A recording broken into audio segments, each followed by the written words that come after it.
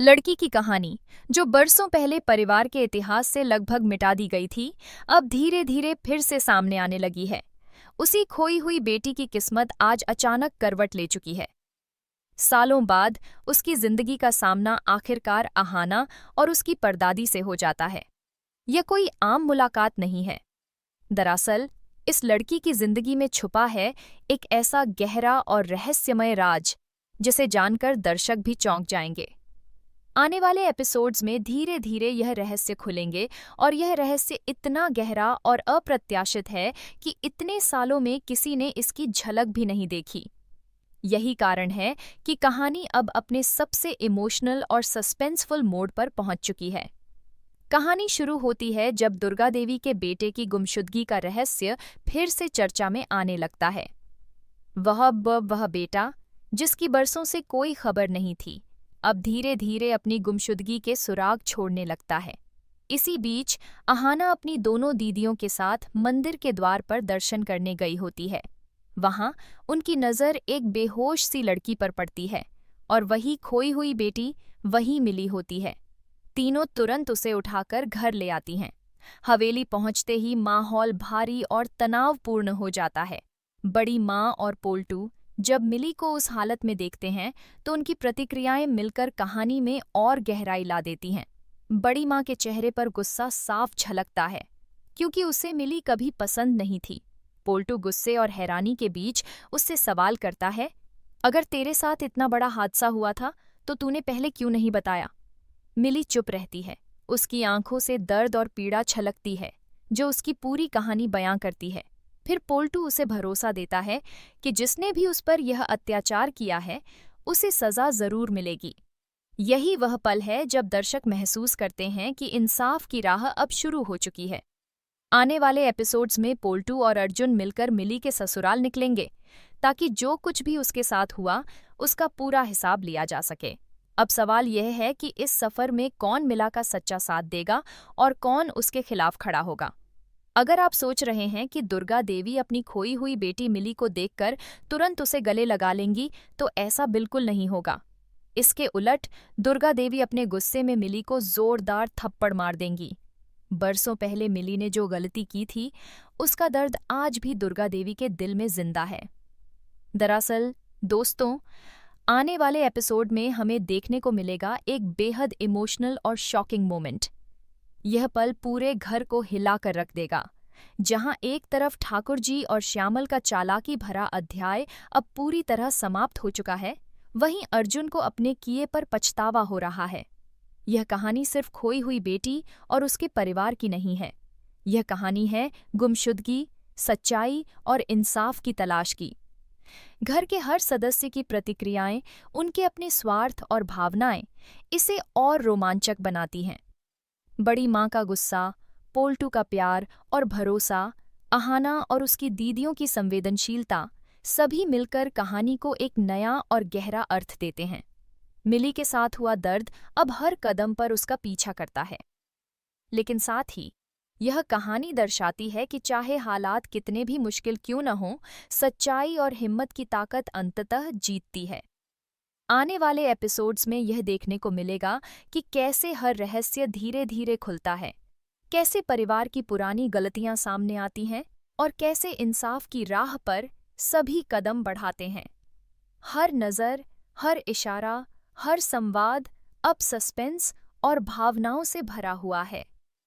यह कहानी आपको बांधे रखेगी, हिलाएगी और भावनाओं की एक गहरी लहर में ले जाएगी। अहाना धीरे धीरे राधा का हाथ थामे ठाकुर हवेली के विशाल दरवाजे के अंदर आती है। पुराने लकड़ी के फाटक चरमराते हैं। हवेली के आंगन में हल्की सी हवा बह रही है। दूर से मंदिर की घंटी की आवाज आ रही है। हवेली के अंदर इस समय बड़ी हलचल मची हुई है। हर कोने में कोई न कोई व्यस्त है। कोई कपड़े फैला रहा है, कोई कमरे सजाने में लगा है। आज हवेली में एक नया उत्साह है। एक नई शुरुआत की गूंज सुनाई दे रही है। बहुएं, जो अब तक घर की जिम्मेदारियों और परंपराओं में बंधी थीं, अब कुछ नया करने जा रही हैं। वे मिलकर एक अनोखा बिजनेस शुरू करने की सोच चुकी हैं, हाथ से बने गुड्डे गुड़ियों का कारोबार। यह विचार जितना नया है, उतना ही साहसिक भी। परंतु ठाकुर हवेली की मुखिया दुर्गा देवी को यह सब पसंद नहीं। उनका मानना है कि घर की औरतों का काम सिर्फ घर तक सीमित रहना चाहिए। वे कहती हैं, हवेली की बहुएं अगर बाजार जाएंगी तो लोग क्या कहेंगे? औरतें घर की मर्यादा होती हैं, बाहर का काम मर्दों के लिए होता है। लेकिन अहाना की सोच बिल्कुल अलग है। उसकी आंखों में आत्मविश्वास और दिल में नई ऊर्जा है। वह जवाब देती है, माँ, अगर औरतें मिलकर कुछ नया करें तो घर भी चलेगा और पहचान भी बनेगी। जब तक औरतें खुद अपने पैरों पर खड़ी नहीं होंगी तब तक कोई उन्हें गंभीरता से नहीं लेगा। इसी सोच के साथ अहाना एक बड़ी नौकरी का ऑफर ठुकरा देती है। वह चाहती है कि वह अपनी हवेली की बहुओं के साथ मिलकर एक ऐसा काम करे जिससे घर और दिल दोनों रोशन हों। वह तय करती है कि सब मिलकर एक छोटा सा स्टार्टअप शुरू करेंगी।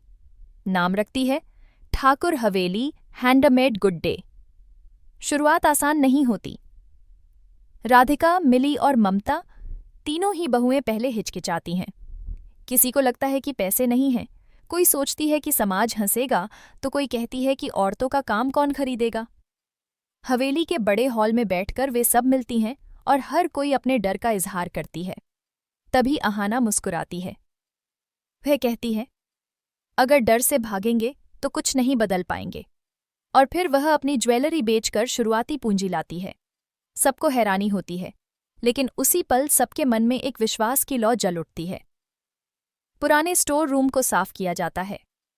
झाड़पोंछ के बाद वही कमरा बनता है एक छोटी सी वर्कशॉप।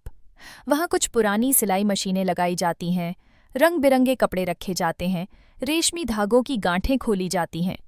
हवेली की दीवारों में जैसे फिर से जीवन भर जाता है। राधिका अपने पूर्वजों के पुराने डिजाइन लाती है, बंगाल की लोक कथाओं से जुड़े। मिली रंगों का नया मेल बनाती है।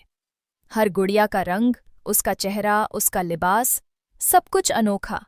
ममता सारा हिसाब किताब संभालती है, खर्च और कमाई का ब्यौरा लिखती है। धीरे धीरे सबका काम लय पकड़ने लगता है। कुछ ही हफ्तों में गुड्डे और गुड़ियां तैयार होने लगती हैं। ये सिर्फ खिलौने नहीं, बल्कि एक कहानी होती हैं। कुछ गुड्डियां साड़ीधारी बंगाली स्त्रियों की झलक देती हैं, कुछ मछुआरों और किसानों के जीवन को दर्शाती हैं। हर गुड़िया मानो अपनी एक छोटी सी कहानी कहती है। जब पहली बार यह गुड्डियां कोलकाता के लोकल मेले में रखी जाती हैं तो हर कोई दंग रह जाता है। बच्चे इन गुड़ियों को देखकर खुशी से उछल पड़ते हैं, उनके चेहरे खिल उठते हैं। पहले ही दिन सारा स्टॉक बिक जाता है। लोग तारीफ करते नहीं थकते, इतना सुंदर काम तो हमने पहले कभी नहीं देखा। अहाना की मेहनत रंग लाने लगती है। ठाकुर हवेली का नाम शहर में चर्चा का विषय बन जाता है। अखबारों में खबरें छपती हैं, ठाकुर हवेली की बहुएं ला रही हैं नई मिसाल। लेकिन हर सफलता के साथ कुछ चुनौतियां भी आती हैं। हवेली के अंदर कुछ लोगों को यह सब अच्छा नहीं लगता।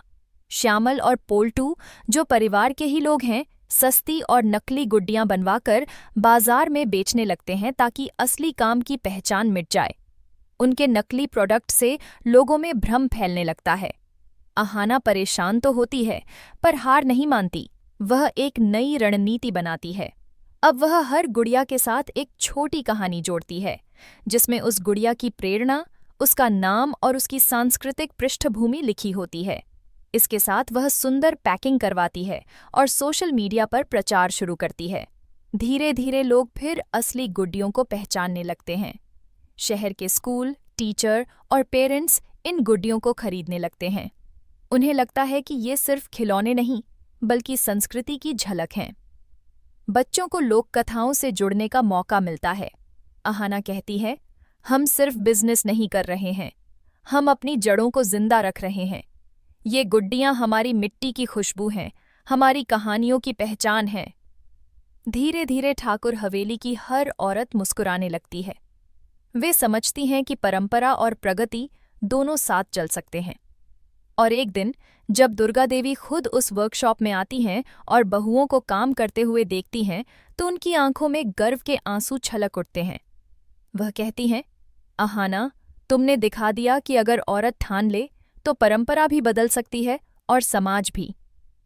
उस दिन हवेली के आंगन में फिर से घंटियां बजती हैं। बच्चों की हंसी गूंजती है और ठाकुर हवेली बन जाती है एक नई प्रेरणा, जहां औरतों ने न सिर्फ गुड्डे बनाए बल्कि अपनी पहचान भी गढ़ी।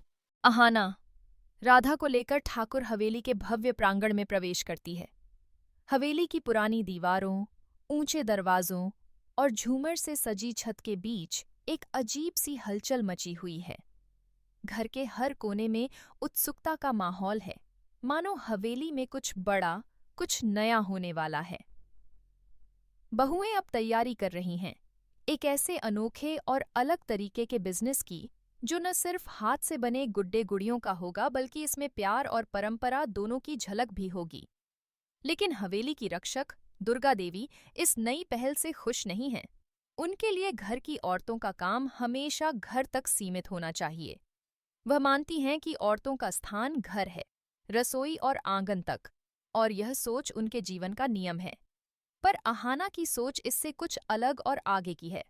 वह कहती हैं कि अगर औरतें मिलकर कुछ नया करें, कुछ अलग सोचें, तो न सिर्फ घर का काम अच्छे से चलेगा बल्कि समाज में उनकी पहचान भी बनेगी। यही सोच अहाना को अपने करियर के बड़े अवसर से पीछे हटने के लिए प्रेरित करती है। अहाना बड़े नौकरी के ऑफर को ठुकरा देती है क्योंकि उसके लिए अपने घर की बहुओं के साथ एक छोटा सा स्टार्टअप शुरू करना अधिक महत्वपूर्ण होता है। इस स्टार्टअप का नाम रखती है ठाकुर हवेली हैंडमेड गुड डे। शुरुआत में राधिका और ममता जैसी बहुएं थोड़ी हिचकिचाती हैं। राधिका कहती है कि उनके पास बजट नहीं है। ममता सोचती है कि लोग शायद इस काम पर हंसेंगे। लेकिन अहाना अपनी ज्वेलरी बेचकर शुरुआती पूंजी जुटाती है और सभी को हिम्मत देती है। हवेली के पुराने कमरे में अब एक छोटी सी वर्कशॉप खुलती है। वहां कुछ सिलाई मशीनें रखी जाती हैं, रंगीन कपड़े, रेशम के धागे और अन्य सामग्री सजाई जाती है।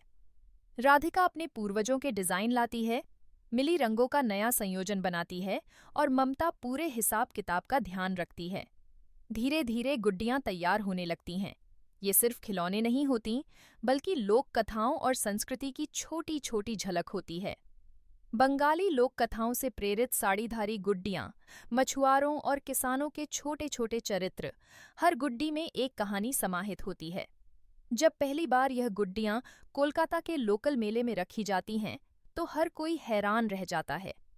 बच्चों के चेहरे खिल उठते हैं, उनकी आंखों में जिज्ञासा और खुशी झलकती है। पहले ही दिन सारी गुड्डियां बिक जाती हैं। अहाना की मेहनत रंग लाती है और वह महसूस करती है कि यह सिर्फ बिजनेस नहीं बल्कि एक पहचान और संस्कृति का जीवंत रूप है। लेकिन ठाकुर हवेली में सबको यह बदलाव पसंद नहीं आता। श्यामल और पोल्टू सस्ती नकली गुड्डियां बनवाकर बाजार में बेचने लगते हैं ताकि असली और मेहनत से बनी गुड्डियों की पहचान मिट जाए। पर अहाना हार मानने वाली नहीं है। वह हर गुड्डी के साथ एक छोटी कहानी जोड़ती है, सुंदर और आकर्षक पैकेजिंग करती है और सोशल मीडिया के माध्यम से प्रचार शुरू कर देती है। धीरे धीरे शहर के स्कूल, शिक्षक और माता पिता इन गुड्डियों को खरीदने लगते हैं। बच्चों को सिर्फ एक खिलौना नहीं मिलता बल्कि लोक संस्कृति और पारंपरिक कहानियों की एक झलक भी। अहाना कहती है, हम सिर्फ बिजनेस नहीं कर रहे, हम अपनी जड़ों को जिंदा रख रहे हैं। हम यह दिखा रहे हैं कि हमारी संस्कृति, हमारी कहानियां हमारे हाथों में जीवित हैं। समय के साथ हवेली की हर औरत मुस्कुराने लगती है, उनके चेहरे पर गर्व झलकता है और अंततः दुर्गा देवी कहती हैं, अहाना, तुमने दिखा दिया कि औरत अगर ठान ले तो परंपरा भी बदली जा सकती है, समाज में पहचान बनाई जा सकती है और घर का काम भी चल सकता है। यह कहानी सिर्फ अहाना और उसकी बहुओं की नहीं है। यह कहानी हर उस औरत की है जो सोचती है कि वह सिर्फ घर तक सीमित है, पर असल में उसके भीतर इतनी ताकत और क्षमता है कि वह न केवल घर बल्कि समाज और संस्कृति में भी बदलाव ला सकती है। यह कहानी है मेहनत, हिम्मत और एक नई सोच की। ठाकुर हवेली अब केवल एक पुरानी हवेली नहीं रही, यह बन गई है